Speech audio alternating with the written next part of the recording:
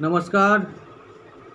मैं astrologer Shri विक्रमाचार्य astro आयम channel में आप सभी का स्वागत। मैं आज बात करूंगा सितंबर महीने का मैरिड लाइफ के बारे में। मैरिड लाइफ कैसा रहेगा आप लोगों के लिए सितंबर महीने में, इसके बारे में चर्चा करूंगा। तो सबसे पहले बात करते हैं मेष राशि के बारे में। मेष राशि के लिए ये जो सितंबर महीना है बहुत ही उनके लिए वो मैरिड लाइफ तो चैलेंजिंग रहेगा, क्योंकि देखिए मेष का जो सप्तम भाव है वो शुक्रदेव अभी रविदेव के साथ जुड़े हुए हैं सिंह राशि में। ये हुआ कि एक पृथ्वी ग्रह जो शुक्रदेव है वो पृथ्वी ग्रह होकर अग्नि राशि में है, और अग्नि कारक ग्रह जो है रविदेव उसके साथ हैं। तो आप लोगों के लिए थोड़ा ये महीना जो मैरिड लाइफ होगा थोड़ा डिस्टर्ब रहेगा। अग्नि और जल अगर मिल जाए तो कैसा रहेगा, कैसा होगा सिचुएशन, अंदाज़ा लगा लीजिए। खट्टा मीठा छोटा मोटा ऐसे ही चलता रहेगा। ठीक है, अब बात करता हूँ वृषभ राशि के बारे में। वृषभ राशि के लिए ये जो हफ्ता है, देखिए वृषभ का जो मालिक वो है शुक्रदेव, वो अब रविदेव के साथ है सिंह राशि में। वो लग्न के हिसाब से तो एक चैलेंजिंग बात तो है ही, और सातवां हाउस का मालिक मंगलदेव को देखें तो वो अब मंगलदेव शुक्रदेव के घर वृषभ राशि में ही है, लेकिन एक दूसरे के साथ जो रिश्ता है वो अच्छा नहीं है। इसीलिए ये होगा कि मैरिड लाइफ उनके लिए भी अच्छा नहीं रहेगा। और मंगलदेव के घर में भी अब राहुदेव बैठे हुए हैं, तो अंदाज़ा लगा सकते हैं कैसा रिलेशन आपका हो सकता है सितंबर महीने में। तो सावधान रहिएगा, सतर्क रहिएगा, जो भी करना है सोच समझ कर करने का, जो भी बोलना है ठीक ठाक बोलना है, वाणी और व्यवहार पर नियंत्रण रखना है। ये सब बातों पर ध्यान दीजिए, बाकी सब ठीक रहेगा। और वो भी जो अनबन और मनमुटाव का बात अभी कर रहा हूँ वो भी सिर्फ एक ही महीना के लिए, तो चिंता की बात नहीं है। अभी अगले महीने में ये ठीक भी हो सकता है। अब बात करूँगा मिथुन के बारे में। मिथुन राशि के लिए ये जो महीना है ये भी थोड़ा टेढ़ा मेढ़ा हो सकता है, क्योंकि मिथुन का जो मालिक बुध अब कन्या राशि में तो है, लेकिन उन पर गुरुदेव बकरी गुरुदेव का डायरेक्ट दृष्टि आ रहा है।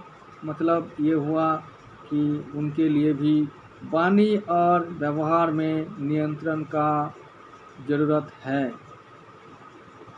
तो तुम लोग भी सावधान हो जाओ। अगर ये हुआ कि देखिए जो भी आप पार्टनर के साथ करोगे, अपने पत्नी के साथ करोगे या तो पति के साथ करोगे, डिस्कस कर लो अच्छी तरह से, कोई वाद विवाद में मत फंसो।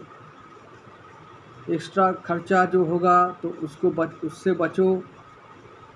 ठीक ठाक बजट को कंट्रोल करो, हेल्थ के लिए ध्यान दो। घर में विवाद होता है सिर्फ कुछ कारणों के वजह से, जैसे कुछ विषय के वजह से, जैसे हेल्थ, बजट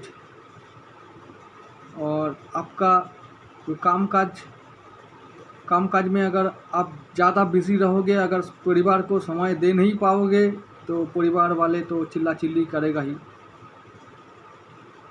तो ये सब बातों पर अगर ध्यान रखोगे तो ये मैरिड लाइफ ये सितंबर महीने का मिथुन राशि वालों के लिए ठीक ठाक रहेगा।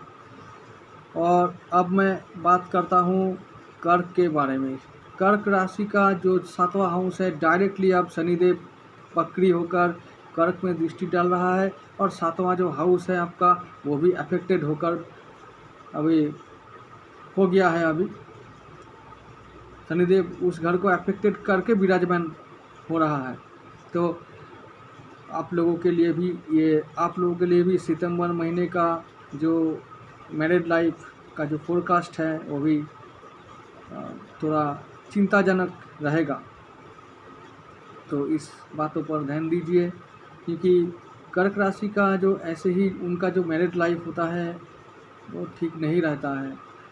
मतलब उनको मैरिड लाइफ को सुखी बनाने में ज़्यादा मेहनत और प्रयास करना पड़ता है। ये सभी के लिए लागू है, सभी कर्क लग्न के लिए और राशि वालों के लिए ये बात लागू है, ये थ्योरी लागू है। कर्क लगने वाले ये राशि वाले मैरिड लाइफ 95% तक उनका जो मैरिड लाइफ होता है वो अफेक्टेड होकर ही रहता है, क्योंकि उनका मैरिड लाइफ देखता है शनिदेव। शनिदेव कभी मैरिड लाइफ, लव लाइफ ये सब को सपोर्ट नहीं करते, समर्थन नहीं करते। वो तो मोक्ष देने वाला एक प्लैनेट है, वो मोक्ष के ओर ले जाता है और संसार से उसको मतलब उन सभी लोगों को छुटकारा दिलाने का कोशिश करते हैं, उन पे लगे रहते हैं। तो आप लोग सोच सकते हो आप लोगों का मैरिड लाइफ कैसा रहेगा और जाता कैसे है और कैसा रहता है।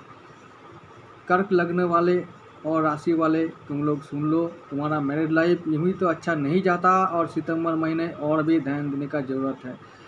और देखिए, मैं ये नहीं कहता हूँ कि आप लोगों का मैरिड लाइफ में सुख नहीं है, शांति नहीं है, अच्छा नहीं है, ऐसा नहीं कहता हूँ। लेकिन अच्छा और सुखी बनाने के लिए आप लोगों को दूसरों के तुलना में आप लोगों को ज़्यादा मेहनत करना पड़ता है। ये सच्चा ही है, ये प्रैक्टिकल बात है, यही मैं बताने की कोशिश कर रहा हूँ। यही बात मैं समझाने की कोशिश कर रहा हूँ आप लोगों को कि आप लोगों का मैरिड लाइफ सुखी बनाने के लिए आप लोगों को मेहनत करना पड़ता है, बस यही बात है। अब मैं बात करूँगा सिंह राशि के बारे में। सिंह राशि वाले तुम लोग भी ध्यान दो, तुम्हारा भी जो सप्तम भाव का पति है वो भी अभी बकरी में है, बकरी चल रहा है मकर राशि में। 6th हाउस बनता है तुम्हारा, और 7th हाउस का मालिक शनिदेव वो अभी बकरी में है। तुम लोगों के लिए भी ये महीना चैलेंजिंग रहेगा। मैरिड लाइफ सुखी बनाने के लिए तुम लोगों को भी मेहनत करना पड़ेगा, इस इशू को ध्यान से हैंडल करना पड़ेगा। और अब बात करूँगा कन्या राशि के बारे में। कन्या राशि में अब बुध देव बैठे हुए हैं, लेकिन उन पर डायरेक्टली गुरुदेव का दृष्टि आ रहा है। गुरुदेव के साथ बुध देव का जो रिलेशन है वो अच्छा नहीं रहता, एक दूसरे के वो शत्रु है।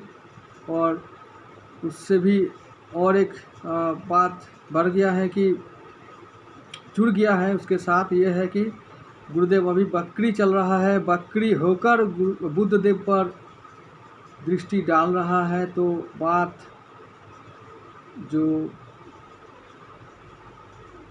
सही तरह से होने वाला था वो सही तरह से उतना भी आसानी से नहीं होगा, उसके लिए मेहनत करना पड़ेगा, ध्यान लगाना पड़ेगा, तो ध्यान देना पड़ेगा, तब जाकर ये जो आप लोगों का मन चाहा रिज़ल्ट हो सकता है। और आप लोगों का जो मैरिड के लिए जो 7वां हाउस जो है, मतलब कन्या राशि वालों के लिए जो 7वां हाउस है वो है मीन राशि। मीन में अभी गुरुदेव बकरी होकर बैठे हुए हैं, तो थोड़ा तो ध्यान देना ही होगा इसके बारे में, मैरिड लाइफ के बारे में। पार्टनर को समय दो, उनको खुश रखने की कोशिश करो, तब जाकर कुछ बात बन सकता है। अब बात करूँगा तुला राशि वालों के लिए। तुला राशि वालों के लिए ये तो महीना जो है अच्छा है, प्रेम लाइफ और मैरिड लाइफ भी अच्छा है। फिर भी सावधान रहना पड़ेगा, क्योंकि वो जो तुला राशि वालों का जो मालिक है लग्न के हिसाब से और रवि देव के साथ थोड़ा जुड़ा हुआ है, तो चिंता का बात नहीं है, ये बोल नहीं पाऊँगा। और उन लोगों को का जो 7वां हाउस है मेष राशि का जो मालिक है मंगल देव अभी वृषभ में है। मंगल के साथ शुक्रदेव का उतना भी रिलेशन अच्छा नहीं है, यह एक चिंता का विषय है। और तुला राशि का जो 7वां हाउस जो है वो मेष राशि में अब राहु देव बैठे हुए हैं, तो इस बात पर ध्यान देना चाहिए कि राहु देव का वहाँ होना बहुत ही इम्पोर्टेंट बात है, चिंताजनक बात है। मतलब क्या, जो भी होगा अचानक से हो जाएगा, सडनली हो जाएगा। अच्छा होगा तो वो भी सडनली, और बुरा होगा तो वो भी सडनली हो जाएगा। तो मतलब राहु देव का वहाँ होना ही एक मतलब कीपिंग द फिंगर्स क्रॉस्ड ऐसे ही रहना बात है। मतलब आपको कुछ घटने की उम्मीद में ही रहना पड़ेगा, मतलब रहना चाहिए।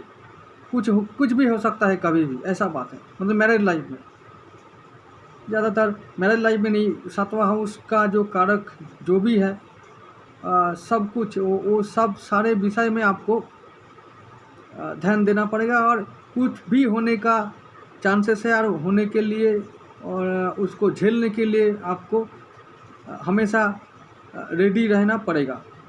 ठीक है, तो अब बात करता हूँ वृश्चिक राशि के लिए। वृश्चिक राशि वाले का जो लग्न का मालिक है वो है मंगल देव तो अभी शुक्र के साथ वृषभ राशि में, शुक्र के साथ नहीं, शुक्र के घर में वृषभ राशि में बैठे हुए हैं।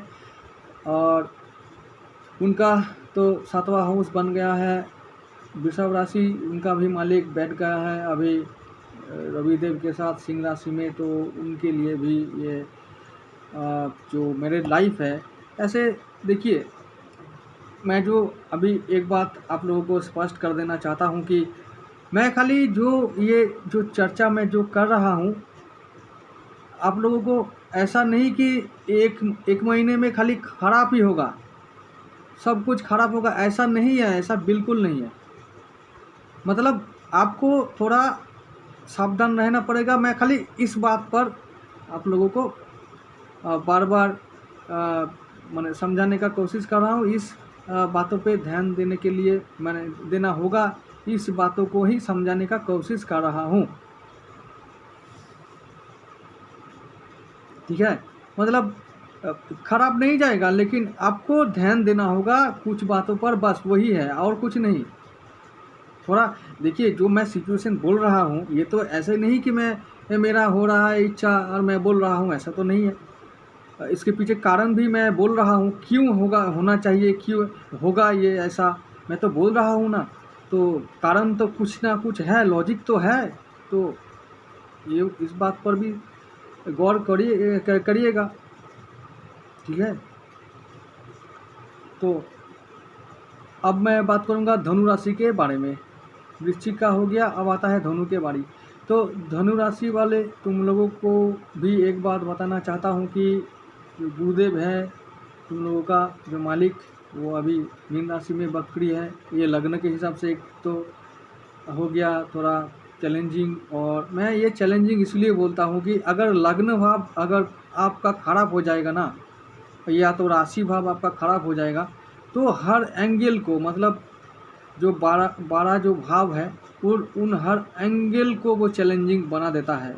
ये बात आप लोग ध्यान रखिएगा अच्छी तरह से कि अगर आपका फर्स्ट हाउस अगर चैलेंजिंग हो जाता है तो जो बाकी जो 12 भाव जो है वो सब थोड़ा थोड़ा करके अफेक्टेड हो जाता है।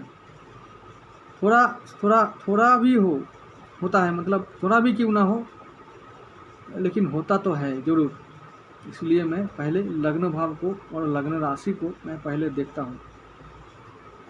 और 7वां हाउस का बात करूँगा तो वो अगर वो मिथुन राशि बनता है, वो मिथुन का मालिक भी बुध अभी कन्या में है, और उन पर गुरुदेव का दृष्टि है, तो आप अंदाज़ा लगा लो कैसा होगा। अब बात करता हूँ मकर राशि। मकर राशि का जो 7th हाउस है वो चंद्रदेव मालिक है। चंद्रदेव का कोई भरोसा नहीं है, छोड़ो यार।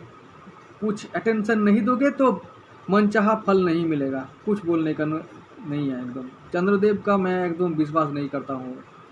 चंद्रदेव मैं मानता हूँ एक शापित एक ग्रह है, सबसे शापित एवं कुपित। हाँ, वो तो शिव जी का प्यारा है, लेकिन वो उनका कोई भरोसा मैं तो एकदम नहीं करता हूँ। चंद्रदेव किसी को खाली मतलब वो जो है खाली मन को नियंत्रण करता है, इम्पोर्टेंट रोल है उसका।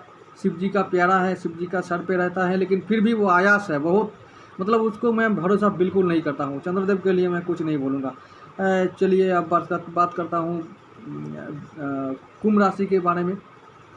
कुंभ राशि का जो 7th हाउस है वो है आपका सूर्यदेव के साथ अभी शुक्रदेव एक साथ बैठे हुए हैं, तो आप लोगों को भी ये ध्यान देना चाहिए। चैलेंजिंग बात आ सकता है, आप जो भी सिचुएशन होगा आप लोग उसको केयरफुली हैंडल करिएगा, तो मनचाहा रिज़ल्ट पा सकते हो। अभी आप लोग एक बात सोचते होंगे कि मैं जो बोल रहा हूँ कि सभी के लाइफ में मेरे लाइफ में इस महीने में क्या ऐसे ख़राब जाएगा, चैलेंजिंग जाएगा। देखिए एक बात मैं कह देता हूँ, क्लियर कर देता हूँ आप लोगों को। मैरिड लाइफ है ना, मैरिड लाइफ ऐसा है, एक ही लाइफ है सबके लिए। ये यहाँ पे इस लाइफ में इस विषय में ना 99% अनहैप्पी रहते हैं। और ये साल में अगर 365 डेज़ होता है तो 365 दिनों में 360 डेज़ उसको अनहैप्पी रहना पड़ता है। ये सच्चाई है, प्रैक्टिकल बात है। मैरिड लाइफ को ऋषि मुनियों ने इनको कहते थे, माने वो लोग बोलते थे कि ये एक मारक भाव है। तिल तिल करके पल पल आप मरते हो इस मैरिड लाइफ में।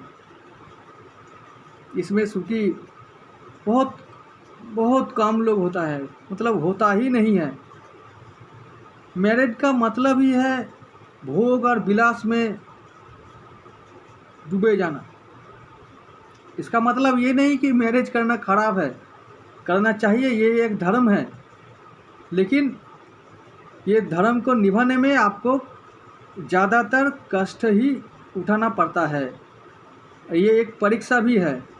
आप इस परीक्षा में अगर पास कर जाते हो तो आपको मोक्ष मिलता है, और अगर फेल कर जाते हो तो वापस फिर यहाँ आना पड़ता है। ये परीक्षा है एकदम। धर्म का पालन करना उतना भी आसान बात नहीं है। ये एक धर्म है, सही में ये एक धर्म है।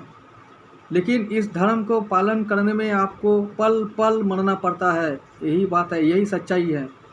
तो मैं इस बात को एक्स्ट्रा बोल दिया इसीलिए कि आप लोगों को समझाने के लिए, कि ताकि आप लोगों को कोई गलतफहमी मेरे बारे में ना रहे कि सबके लिए एक ही बात बोलते हो कि अरे भाई ये ख़राब रहेगा, ये चैलेंजिंग रहेगा। मैं जो बोल रहा हूँ ये इसके पीछे मैं बोलता हूँ कारण क्या है। फिर भी अगर आप लोगों के मन में सवाल उठता है कि ये जो रिज़ल्ट आप बोल रहे हो वो सभी के लिए एक जैसा ही लगभग हो रहा है, तो इसीलिए मैं इस बात को क्लियर कर रहा हूँ और कर दिया कि मैरिड लाइफ सबके लिए, मैक्सिमम लोगों के लिए ये अनहैप्पी ही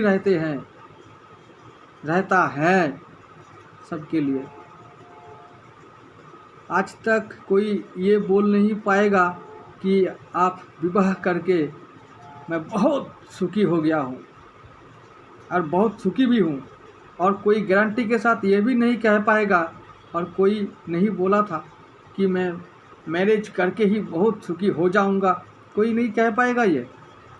और कोई नहीं कहता भी, किसी में भी ये दम नहीं है कि मैं जीवन में अगर सुख पाऊँगा, शांति पाऊँगा तो विवाह करके ही पाऊँगा, और विवाह करके ही मेरा सुख होगा।